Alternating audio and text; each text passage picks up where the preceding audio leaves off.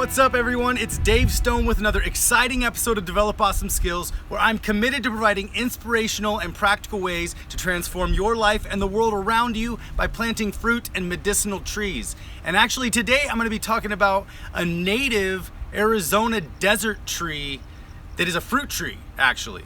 And this is the Palo Verde. Now, some Palo Verdes will produce many more pods than other Palo Verdes, but I just hit this treasure trove when I came down to see Gail the Garden Gal and Valerie, one of my friends on YouTube, at this community garden here in Sunny Slope. And so Gail showed me around, but when I looked up, I saw these Palo Verde trees that are just loaded with pods, completely loaded. And I wanted to share this video with you because I usually do videos on tropical fruit trees, like how to force a mango to grow in the desert. Well, there's some ways to do it: shade, feed, and wood chips. But you don't need any of that stuff when you're planting Palo Verde.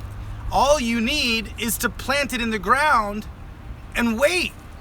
In the dirt, right in the desert dirt. That's the thing about the native trees. If you need to establish a microclimate, it's nice to plant a native tree if all you have is dirt in a few strategic places in your property, because the cool thing about mesquite trees and Palo Verde trees, not just that they're edible, they're legume trees, they're bean trees. So in fact, they actually fix nitrogen into the soil and they will help restructure the soil. So if you wood chip around them, it's really gonna help everything around it do really well, but it's nice to they're called pioneer plants. It's something you can plant that it will actually pioneer the area before any other, create some microclimates so other things can grow. So they're really cool on many, many different levels. But one thing I wanna show you here is the pods. So here's the bean of the Palo Verde tree. This is the pod right here. And what I'm gonna do is I'm gonna break it open, and I'm gonna show you the bean. This is the bean inside, and it is just like edamame. And the cool thing about this is if you salt it just like edamame, it's gonna taste great. Now, if you harvest a whole bunch of these, you're actually gonna want to blanch it in hot water. And I know that there's a process for doing that, but I don't necessarily know exactly how to blanch something. But I read online that you gotta blanch these things, you have a whole bunch of them. But you can eat them fresh, just like this. Pretty good. Now, these ones are right at the end of their edible cycle. So we're at the end of May here. If I would have caught these about 2 weeks ago, they would have been a lot more tender. But now they've actually gained a little bit of hardness, but they're still pretty good. And if you boiled them a little bit and blanched them and salted them, they would be really, really perfect actually right now. It's like al dente. Chewed up really nicely. But high in protein, they're delicious. So you can harvest them when they're green and when they're immature pods. As they start, just like this, but just like like early May is when you're gonna wanna harvest the pods and eat them fresh. Now, if their start to taste chalky, you're gonna wanna wait and not harvest them, and then you're gonna want to wait until they dry out on the tree. And once they dry out on the tree, then they're dry.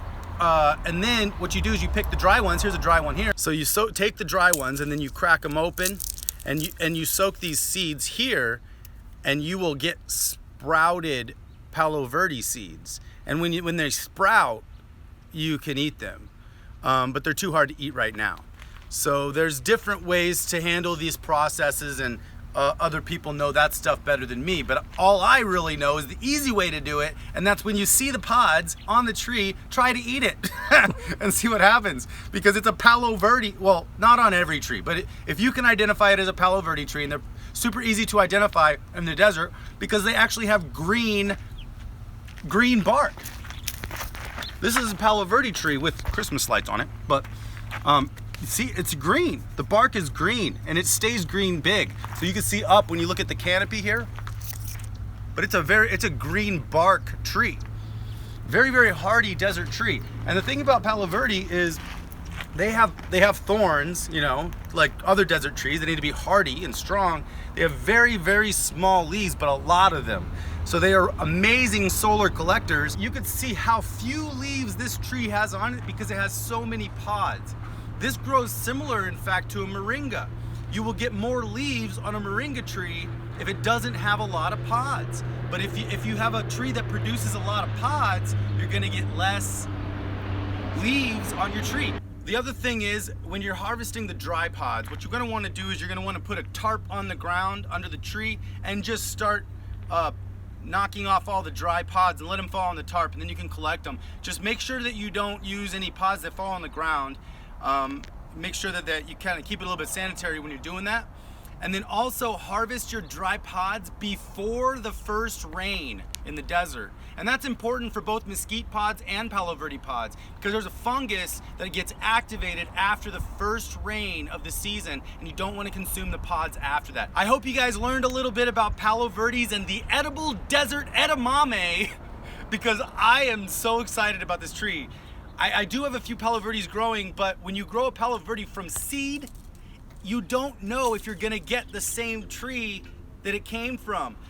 They're like magic box seeds. Same with mesquites. So just because the pod tastes great doesn't mean when you plant the seed it's gonna make that pod. It's a bummer, but you could take grafts and you could do other things to propagate certain varieties. But I'm gonna show you this. Look at this big thick pod. All right, check this out. So I'm popping it open there. See how they're just coming right out? I'm just gonna pop them right into my hand here.